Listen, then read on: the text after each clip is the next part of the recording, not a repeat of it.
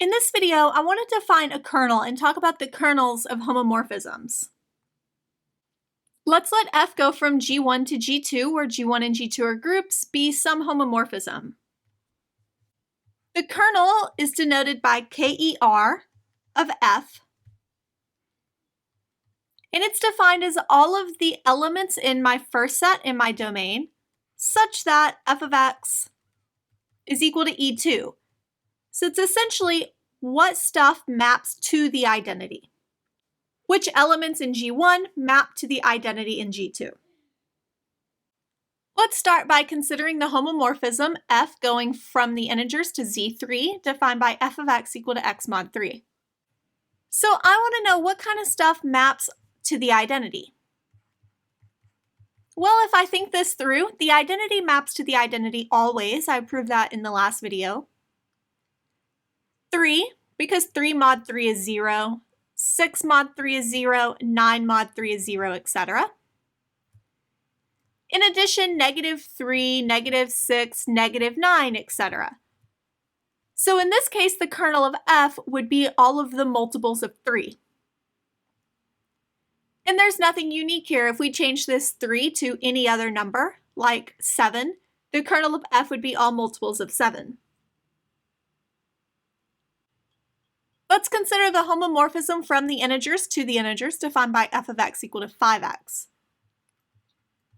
In this case, the kernel of the function, we know the identity of the integers is 0. 5 times what is 0? Only 0. So this one would have a trivial kernel. Let's consider the function that maps the real numbers to the complex numbers, defined by f of x equal to x plus 0i. First, I want to show this is a homomorphism, and then I want to talk about the kernel.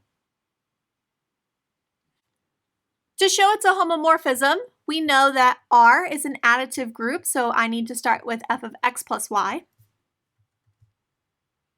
Well, this would mean x plus y plus 0i. I could rewrite this is x plus y plus 0i plus 0i, since adding 0 doesn't change anything. I can change up the order and regroup to get x plus 0i plus y plus 0i. Well, this is f of x plus f of y. So yes, this is a homomorphism. What about the kernel? Well, the only thing that's going to map to 0 would be 0, since we would need to map to 0 plus 0i. So the kernel of f is just 0. My next one, I'm going to let G be equal to the set consisting of 1i, -1, and -i. And f is going to map from the integers onto G. And f is going to map from the integers to G and be defined as f of x is equal to I to the x. Let's start by showing this is a homomorphism. The integers are an additive group, so I need to start with f of x plus y. This means I to the x plus y. Properties of exponents say this is I to the x, I to the y. This is f of x, f of y. So yes, it is a homomorphism. What about the kernel?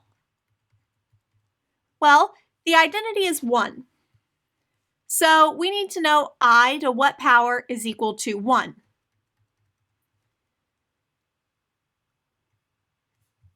We know that I to the 0 power is 1. I to the first power is I squared is -1, I cubed is -I, and I to the fourth is 1 again. In using properties of complex numbers, we can actually see that the kernel consists of all of the multiples of 4. So the kernel of f would be all of the multiples of 4. Let's look at one more.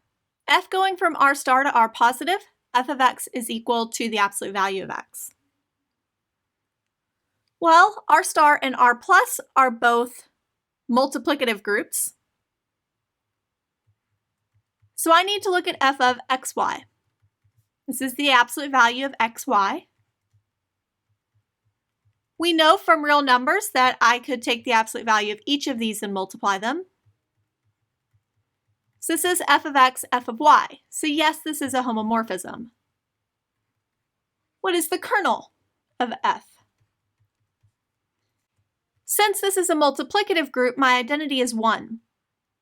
So I want to know, when is the absolute value of x equal to 1? That happens at 1 and negative 1.